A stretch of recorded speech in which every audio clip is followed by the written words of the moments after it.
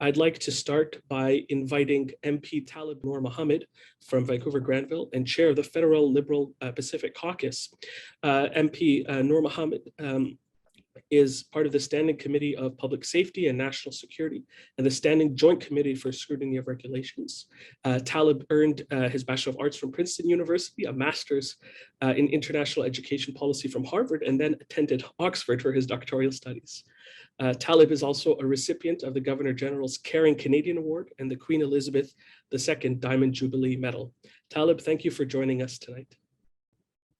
Thanks very much, Yusuf. It's always a pleasure to be with you and to see familiar and new faces. It's always great to see Nikki on these things as well. It's important for us to know that we work on these things not just as levels of government, but as a team.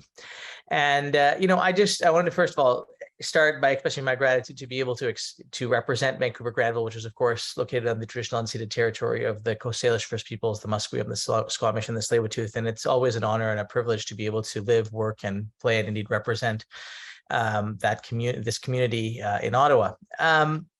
We talk a lot about what happened last year and the year before with forest fires. We talk about the floods that happened not long ago. And, I think there are so many important lessons for us.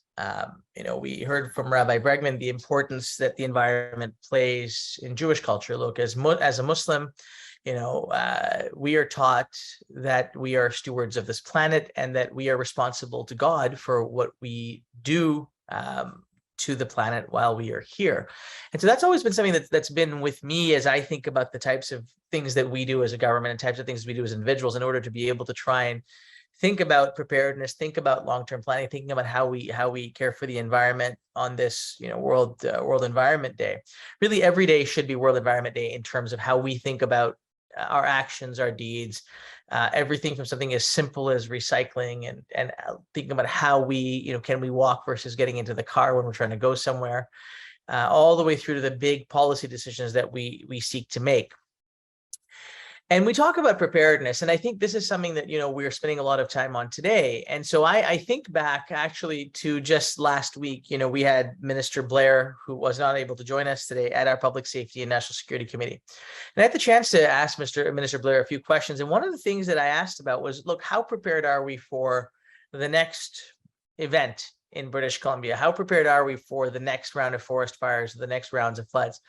And in the conversation, he said something that I think is very important because it's something that I know all of us really care about. And that is, how do we learn from Indigenous communities? How do we learn about the ways in which Indigenous communities have taken care of the land, protected the land, and managed through all manner of environmental crises and challenges, from floods to fires, since the time before we got here and since then?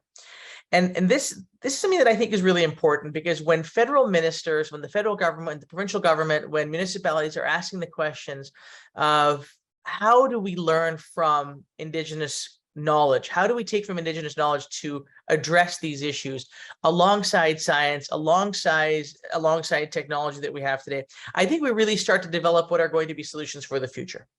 And solutions for the future come from really three things. One is a willingness to understand and appreciate that the problem isn't going away, and we're going to have to deal with it. We're going to have to deal with the existential issue, which is climate change, but we're going to have to deal with the immediate issue, which is the consequences of climate change today.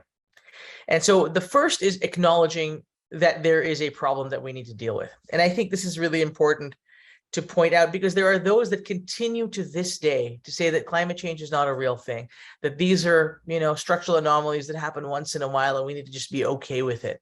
It's not okay. It's not going away. It is a real problem. And the only way we abate and make it better is by taking bold action today in terms of the climate crisis for the future. But it also means that we have to put stakes in the ground today to prepare for things that are inevitable in the short term. So the first, I think, is acknowledging. The second is, I think, moving to a team approach to try and address today's challenge, which is, how do we ensure that we are prepared and ready for what comes next? Because there are going to be forest fires, whether we like them or not. There are going to be floods, whether we like it or not, until we deal with the existential issue. So in the meanwhile, I use this word team approach. We have had at the federal level a fantastic working relationship with Emergency Management BC.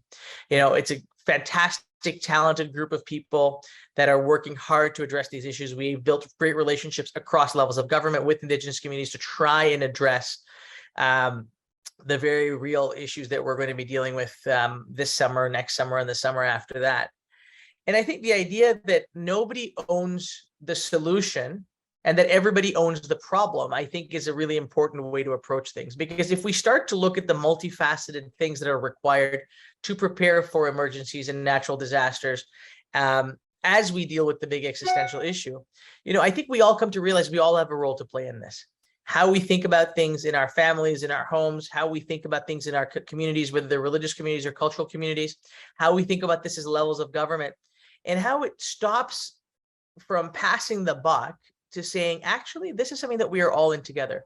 And the very existence of our communities depend on our ability to find solutions together across levels of government and across communities. And I think the third is being willing to take decisive, immediate, bold, and sometimes difficult action. Those of us on this that are politicians, so that's me and Nikki really, often politicians are accused of not wanting to make unpopular decisions, making hard decisions, because hard decisions are by their nature hard, because we don't want to offend, we don't want to upset, we don't want to upset the base of voters. And I think this is one of those areas where not taking bold action, not taking big steps, not partnering with others is in fact going to be, at the end of the day, the absolute wrong thing to do.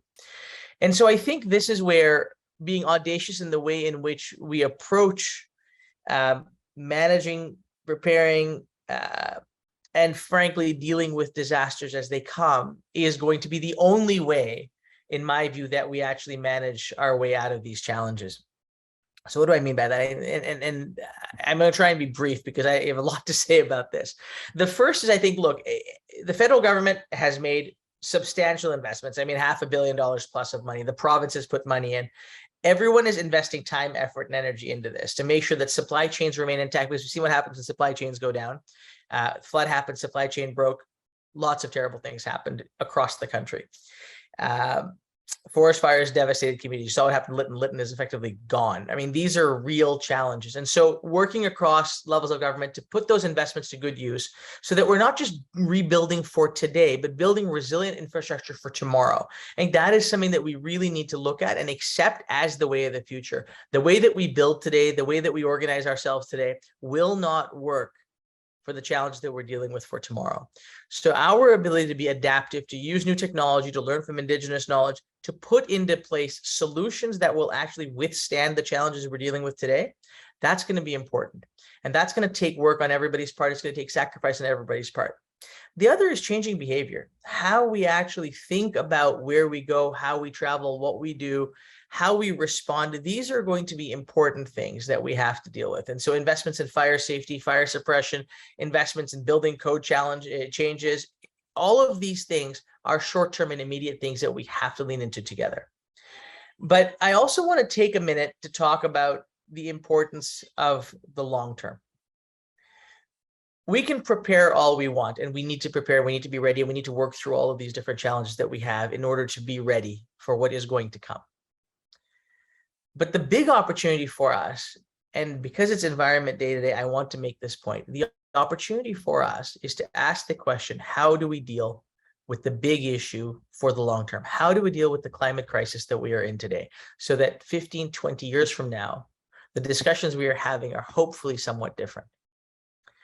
And that is, again, something that I think is really going to require this idea of a collective human approach.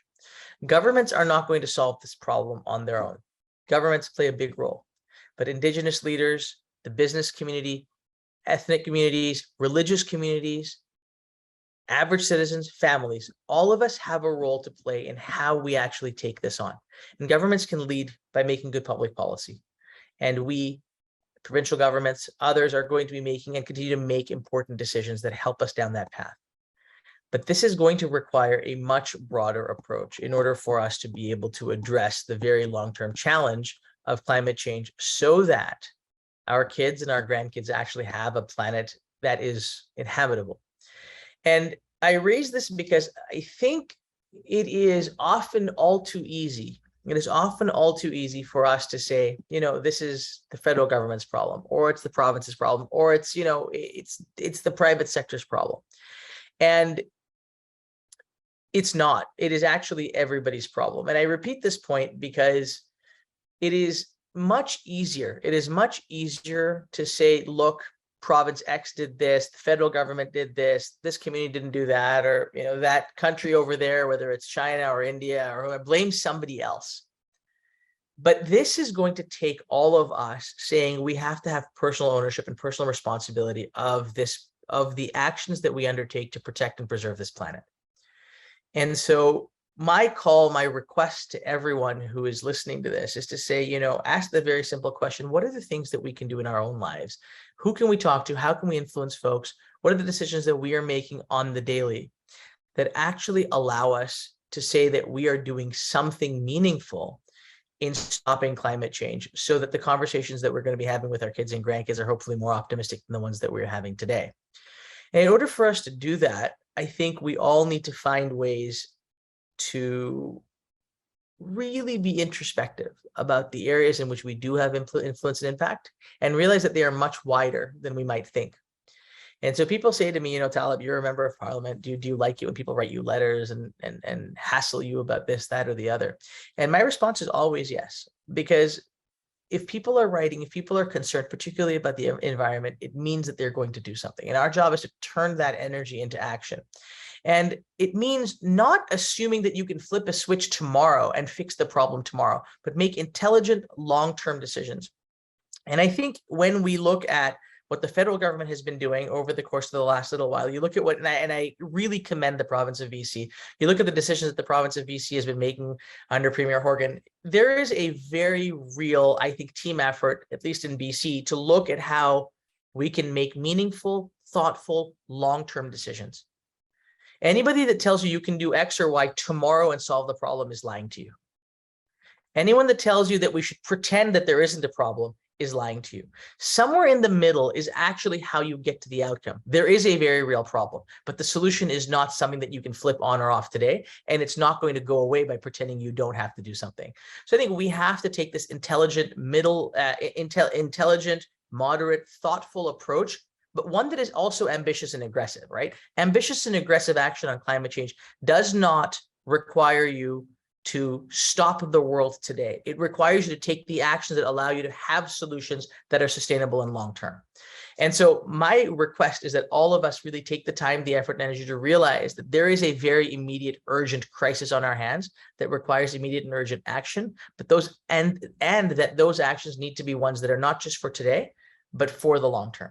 So with that, I will turn it back to Yusuf, and I'd say thank you again for everyone for being part of this important conversation, and thank you to Foundation for a Path Forward for doing such a wonderful job of bringing us together across communities, always in having these important dialogues.